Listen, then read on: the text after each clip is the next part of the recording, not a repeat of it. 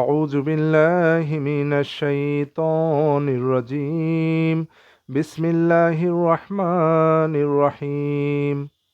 সম্মানিত সুধী, আজকে আমরা খুবই গুরুত্বপূর্ণ একটি বিষয় নিয়ে আলোচনা করব।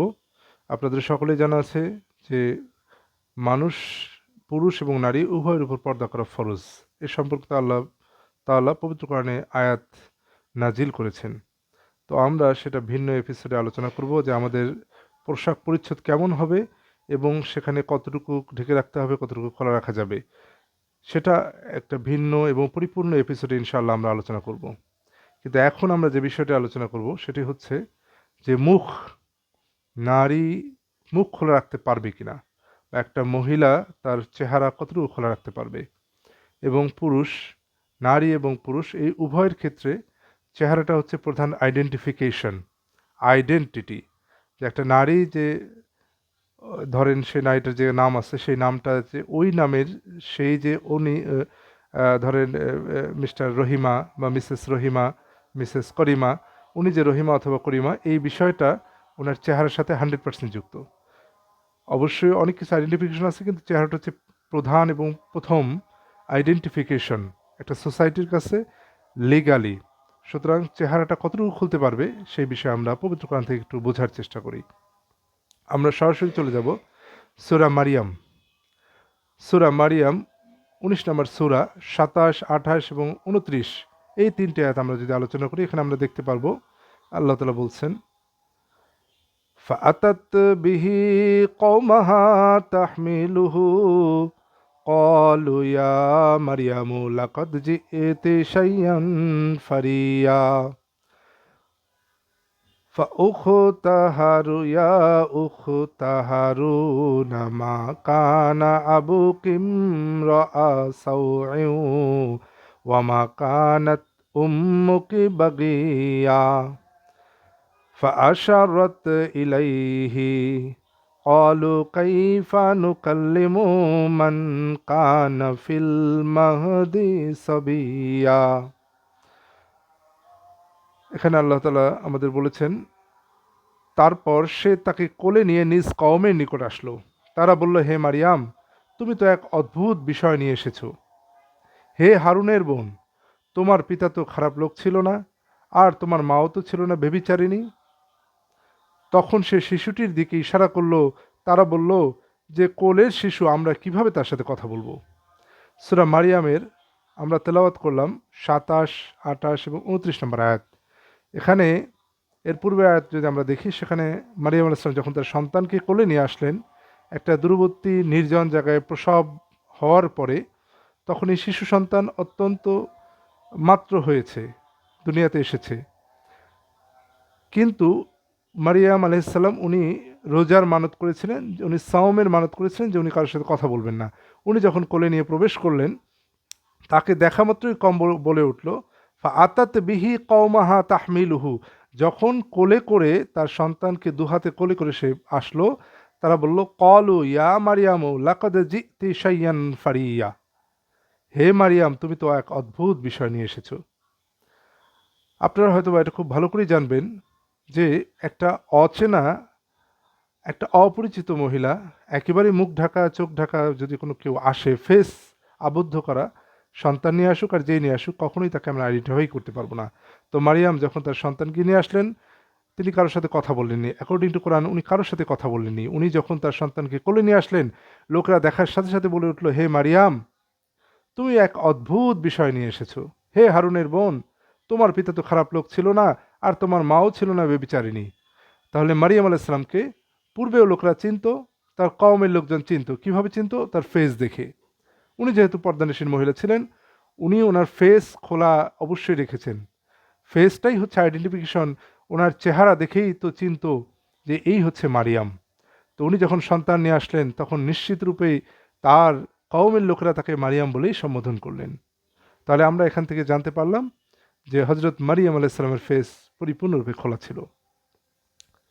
আসুন আমরা পরবর্তী আয়াতে চলে যাই। সূরা নিসা আয়াত নাম্বার ৪, আয়াত নাম্বার ৩, ৪ নম্বর সূরা ৩ নম্বর আয়াতে খুবই পরিচিত একটি আয়াত, বিবাহ সংক্রান্ত আয়াত। এখানে আল্লাহ তাআলা বলতেছেন, وإن خفتم ألا تقسطوا في اليتامى فانكحوا ما طاب لكم من النساء مثنى وثلاث ورباع فإن خفتم ألا تعدلوا فواحدة أو ما ملكت أيمانكم ذلك أدنى ألا تعولوا।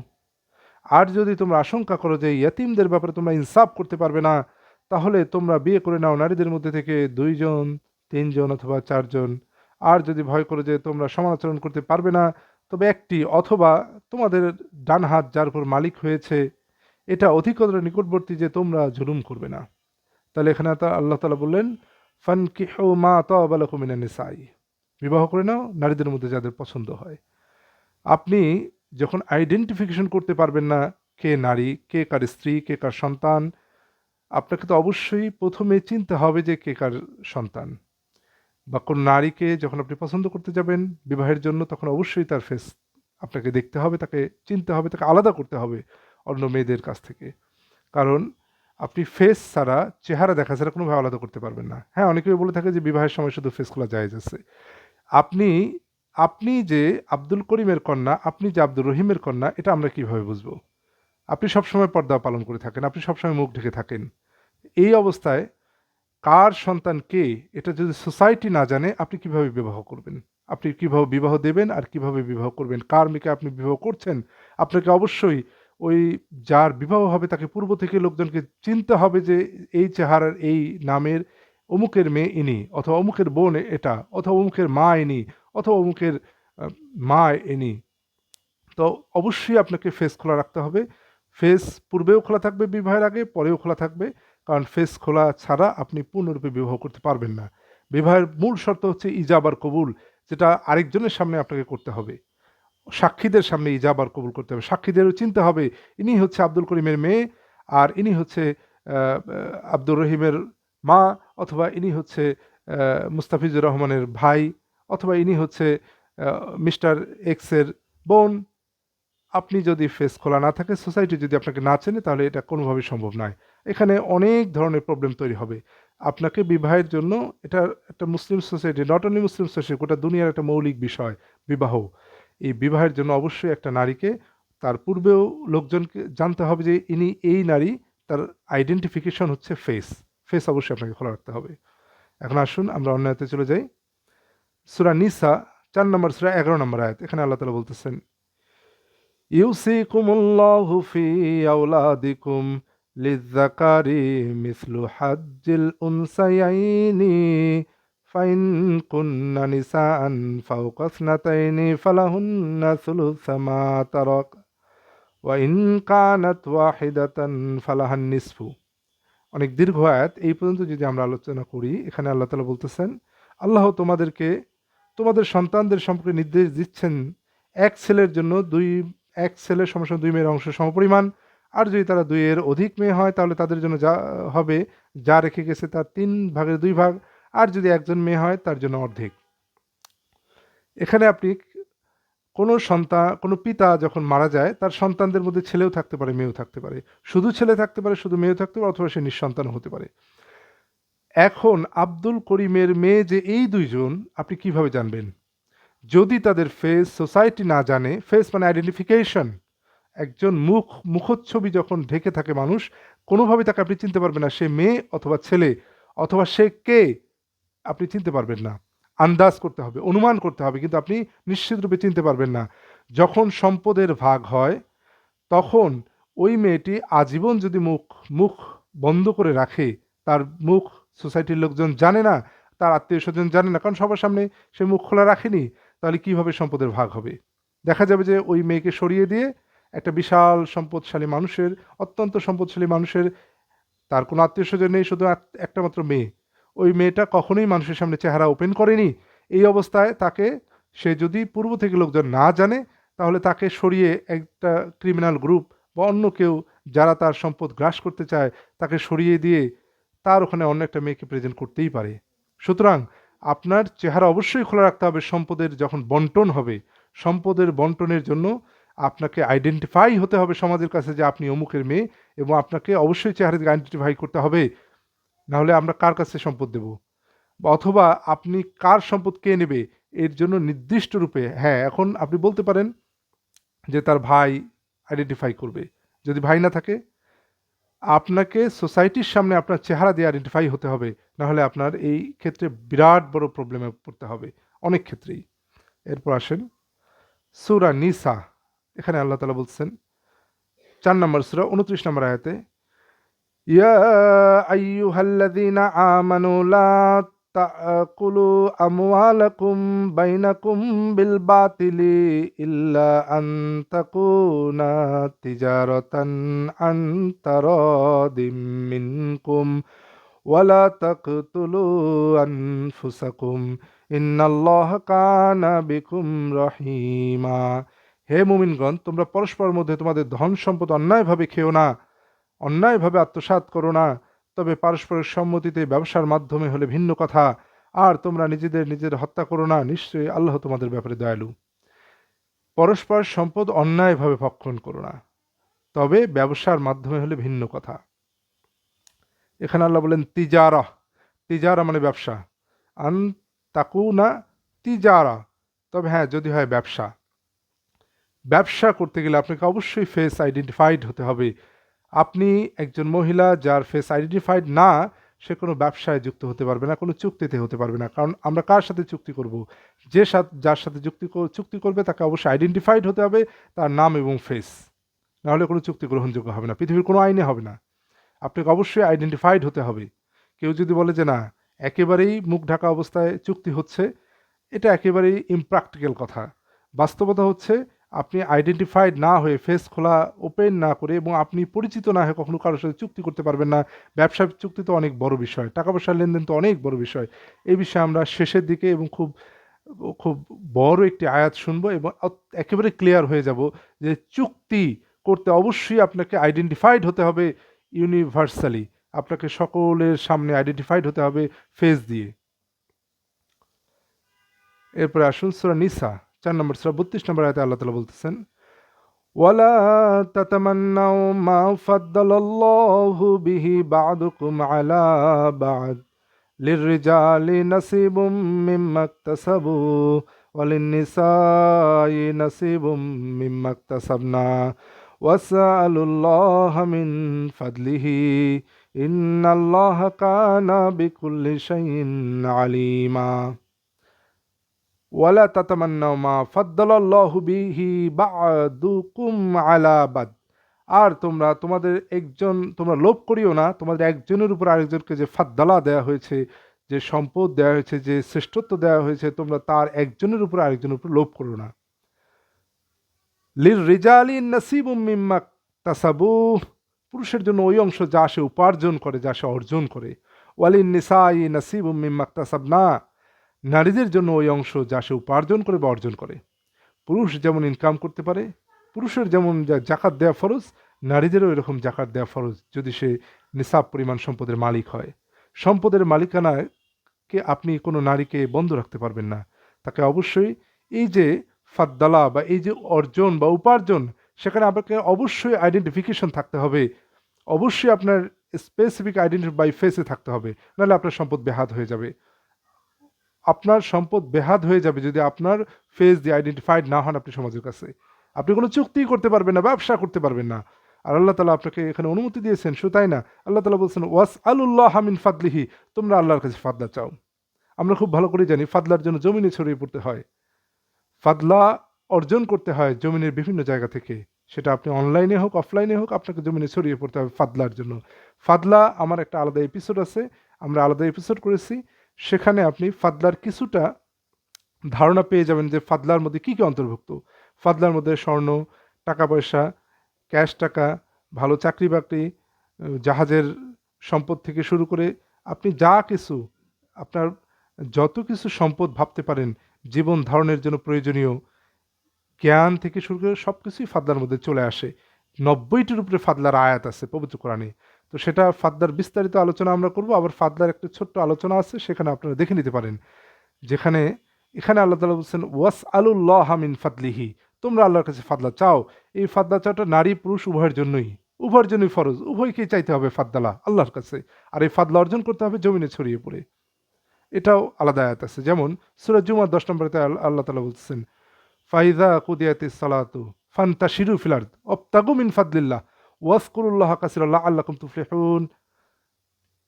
যদি আয়াতটি আমি ঠিক বলে থাকি তাহলে এখানে আল্লাহ তাআলা বলতেছেন অতঃপর যখন সালাত সমাপ্ত হয়ে যায় জমিনে ছড়িয়ে পড়ো এবং ফাদলা অনুসন্ধান করো, ওয়াবতাগু মিন ফাদলিল্লাহ, এবং আল্লাহর ফাদলা অনুসন্ধান করো। তাহলে ফাদলা নারী এবং পুরুষ উভয়ের জন্য অনুসন্ধান করতে হবে, এটা আল্লাহ তাআলার হুকুম, আল্লাহর কাছেই ফাদলা চাইতে হবে। তো এখানে আপনাকে অবশ্যই ফেস খোলা রাখতে হবে। যদি আপনি ব্যবসা বাণিজ্য যেটাই করেন না কেন, ফেস বন্ধ রেখে আপনি কিচ্ছু করতে পারবেন না। হ্যাঁ, সাময়িকভাবে করতে পারেন, সেটা আলাদা, কিন্তু আপনাকে আইডেন্টিফাইড হতে হবে যে আপনি এই ফেসের মহিলা বা এই ফেসের পুরুষ, ইনি আইদার আপনি পুরুষ হন অথবা নারী হন, আপনাকে ফেস খোলা রেখে চুক্তি করতে হবে, আপনাকে ফেস খোলা রেখে যত ব্যবসায়িক ডিল করতে হবে। এখন আসুন আমরা এখন শাস্তির দিকে যাই। সূরা আল মাইদা, এখানে আল্লাহ তাআলা চোরের হাত কাটা সম্পর্কে বলেছেন ওয়াস-সারিকু ওয়াস-সারিকাতু ফাকতাউ আইদিয়াহুমা জাযাউম বিমা কাসাবা নাকালাম মিনাল্লাহ ওয়াল্লাহু আজিজুন হাকীম।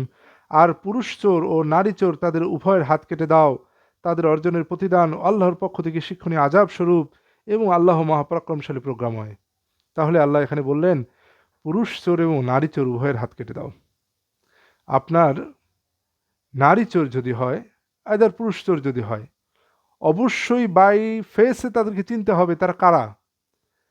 যিনি চোর তাকে যখন আমরা ক্যাপটিভ করে রাখবো, তাকে যখন আমরা শাস্তি দেওয়ার জন্য ব্যবস্থা করব, তার জন্য প্রমাণ উপস্থাপন করব, তাকে অবশ্যই ফেস খোলা রাখতে হবে। পূর্বেও তাকে চিনতে হবে বাই ফেসে, পরেও তাকে ফেস খোলা রাখতে হবে। যদি একেবারেই ফেস বন্ধ অবস্থায় থাকে একজন নারী, যিনি সবসময় ফেস বন্ধ করেন, যার ফেস আমরা কেউ জানি না, সে যখন চুরি করবে তাকে আমরা ক্যাপটিভ করে রাখলাম, এমন সময় এক গ্রুপ এসে তাকে গোপনে সরিয়ে দিয়ে তার জায়গায় অন্য একজনকে বসিয়ে দিয়ে গেল। আমরা তো ফেস জানি না, যাকে বসিয়ে দিয়ে গেলো সেও মুখ বন্ধ, ফেস জানি না, তার হাত কেটে দেওয়া হলো। এটা হবে না।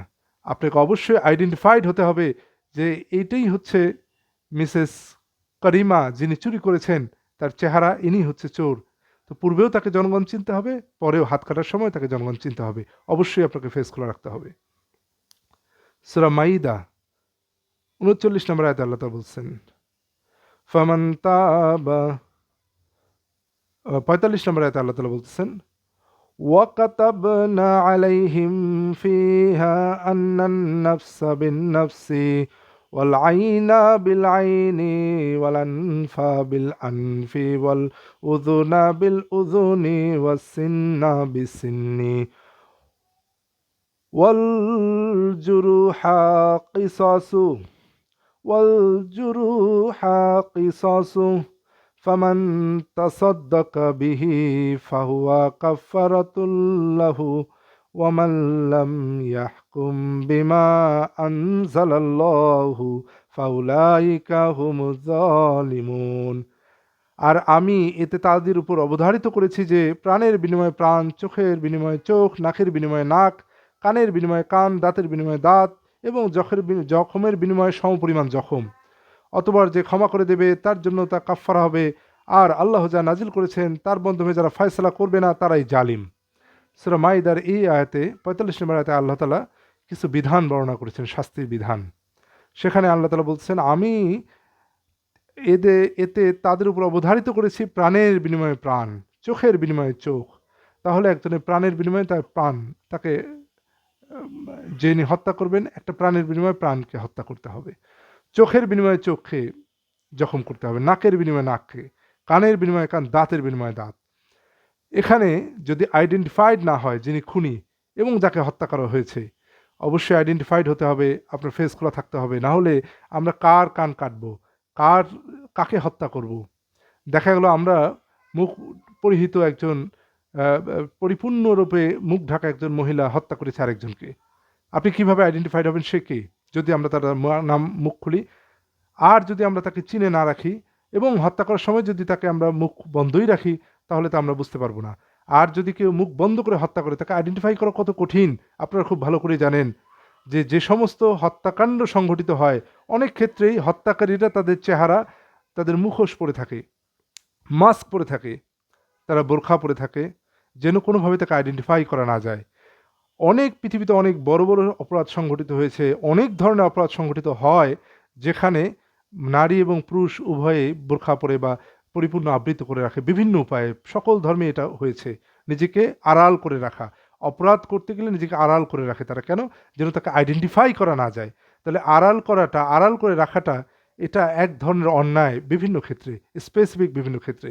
তো সুতরাং যখন একজন পরিপূর্ণরূপে মুখ ঢাকা কেউ যদি কাউকে হত্যা করে, সে পুরুষ না নারী, সে কে আমরা তাকে চিনব না। আর এটা বড় কঠিন হয়ে যায় সে হত্যাকারীকে খুঁজে বের করা। তো সুতরাং মুখ ওপেন রাখতে হবে, চেহারা ওপেন রাখতে হবে সমাজের স্বার্থে, ভালোর স্বার্থেই। তাহলে অপরাধ সংগঠন কম হবে। আর যখনই কেউ মুখ ঢেকে রাখে, তখন সে অপরাধ করার জন্য অনেক ক্ষেত্রেই তাকে একটা শেপড বা শেল্টার পেয়ে যায়, যেন তাকে কেউ চিনতে না পারে। আসুন সূরা মুজাদিলা 58 নম্বর সূরা 1 নম্বর আয়াতে আল্লাহ তাআলা বলতেছেন, এখানে আল্লাহ একটা ঘটনা বর্ণনা করেছেন। قد سمع الله قول التي تجادلك في زوجها وتشتكي إلى الله والله يسمع تحاوركما إن الله سميع بصير। আল্লাহ অবশ্যই সে রমণীর কথা শুনেছেন যে তার স্বামীর ব্যাপারে তোমার সাথে বাদানুবাদ করছিল, আল্লাহর কাছে ফরিয়াদ করছিল। আল্লাহ তোমাদের কথোপকথন শোনেন, নিশ্চয়ই আল্লাহ সর্বশ্রোতা সর্বদ্রষ্টা। তাহলে আল্লাহ রসুলের সামনে একজন মহিলা এসে তার স্বামীর ব্যাপারে অভিযোগ দায়ের করছিল। ওই মহিলা যিনি স্বামীর ব্যাপারে অভিযোগ দায়ের করছিলেন, তার চেহারা পূর্ব থেকে সকলেই চিনত, এবং তারা যখন জানতো যে অমুকের স্ত্রী হচ্ছে অমুক। কারণ একটা মুখ ঢাকা মহিলা যখন আপনার কাছে এসে অভিযোগ করবে, আপনি যদি তাকে নাই চেনেন, তাহলে কিভাবে আপনি বুঝবেন সে সঠিক কথা বলছে, তার হাজবেন্ডকে? এখানে বিচারকের সামনে বা কারো সামনে, সোসাইটির সামনে যখন কেউ অভিযোগ দেয়, কোনো নারী যদি অভিযোগ দেয়, সে পূর্বে ওই সোসাইটির সামনে কখনোই চেহারা ওপেন করেনি, তাহলে কিভাবে আমরা বুঝবো সে কে? সেই যে তার স্ত্রী, আমরা কিভাবে বুঝবো? চেহারা হচ্ছে প্রধান আইডেন্টিফিকেশন, প্রধান চিহ্নিতকরণের উপায়। গোটা দুনিয়াব্যাপী চেহারাকে অবশ্যই ওপেন রাখতে হবে, না হলে আপনি বিচার চলবে না, ব্যবসা চলবে না, চুক্তি চলবে না, চাকরি বাকরি চলবে না যদি চেহারা ওপেন না থাকে। এখন আসুন আমরা সর্বশেষ যে আয়াতটি আলোচনা করবো, এখানে একেবারেই ক্লিয়ার হয়ে যাব যে চেহারা ওপেন রাখা কতটাই জরুরি, এবং আল্লাহ তাআলা এর অনুমতি দিয়েছেন আমাদের সেটার। এখানে আমরা সূরা আল বাকারা 2 নম্বর সূরা 282 নম্বর আয়াতে আল্লাহ তাআলা বলছেন, অনেক দীর্ঘ আয়াত, মনোযোগ দিয়ে শুনবেন। এখানে একটা বড় সুসংবাদ রয়েছে, যারা আমরা লিখতে জানি, আল্লাহ তাআলা তাদের ব্যাপারে অত্যন্ত বড় একটা সুসংবাদ দিয়েছেন। আসুন আমরা প্রথমে আমাদের আয়াত আল্লাহ তাআলা কি বলেছেন সেটা শুনে নেই। সূরা বাকারা 282 নম্বর আয়াত, অনেক দীর্ঘ এবং বড় আয়াত। এটি হচ্ছে পবিত্র কোরআনের সবচেয়ে বড় আয়াত। বিসমিল্লাহির রহমানির রহিম। ইয়া আইয়ুহাল্লাযীনা আমানু ইযা তাদায়ানতুম বিদাইনিন ইলা আজালিম মুসাম্মান ফাকতুবুহু ওয়ালিয়াকতুব বাইনাকুম কাতিবুম বিল আদল ওয়ালা ইয়াবা কাতিবুন আইয়াকতুবা কামা আল্লামাহুল্লাহু ফালিয়াকতুব ওয়ালিয়ুমলিল্লাযী আলাইহিল হাক্কু ওয়ালিয়াত্তাকিল্লাহা রাব্বাহু ওয়ালা ইয়াবখাস মিনহু শাইআ فإن كان الذي عليه الحق سفيها أو ضعيفا أو لا يستطيع أن يمل هو فليملل وليه بالعدل واستشهدوا شهيدين من رجالكم فإن لم يكونا رجلين فرجل وامرأتان ممن ترضون من الشهداء أن تضل إحداهما تذكر إحداهما الأخرى ولا يأبى الشهداء إذا ما دعوا ولا تسأموا أن تكتبوه صغيرا أو كبيرا إلى أجله ذلكم أقسط عند الله وأقوام للشهادة وأدنى ألا ترتابوا إلا أن تكون تجارة حديرة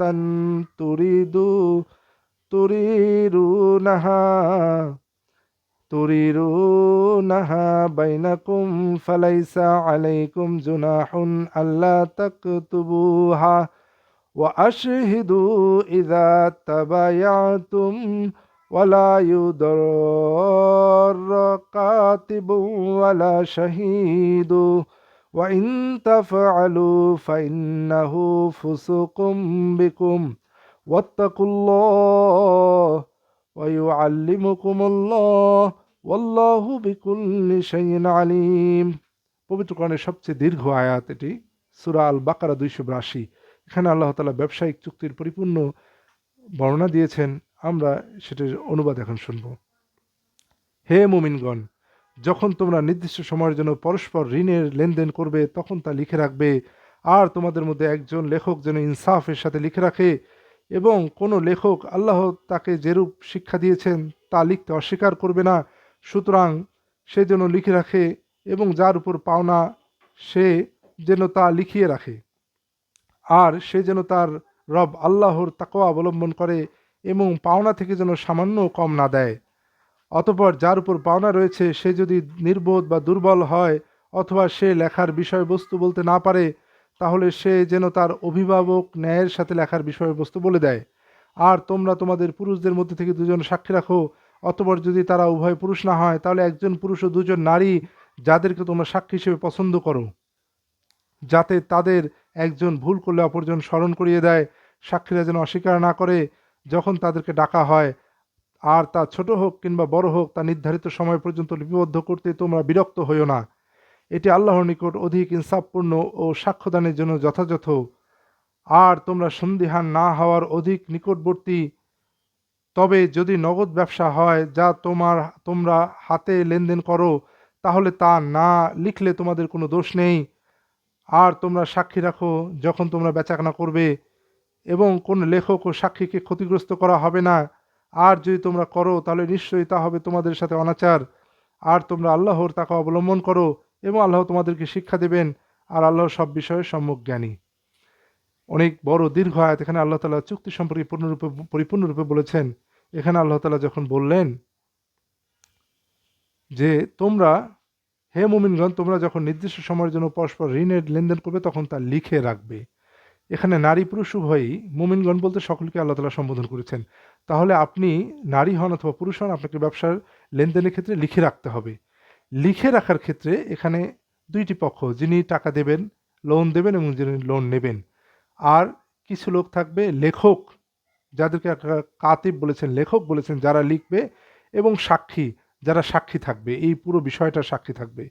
তাহলে লেখকদের সম্পর্কে আল্লাহ তাআলা বলতেছেন যে ওয়ালা ইয়াবা কাতিবুন আইয়াকতুবা কামা আল্লামাহুল্লাহু ফালইয়াকতুব। আর যেন অস্বীকার না করে কোনো লেখক, এখানে লেখক নারীও হতে পারে পুরুষও হতে পারে, আইয়াকতুবা সে লিখবে, কামা আল্লামাহুল্লাহু যেমন আল্লাহ তাআলা তাকে শিখিয়েছেন, ফালিয়াকতুব সে যেন লেখে যেমন আল্লাহ তাকে শিখিয়েছেন।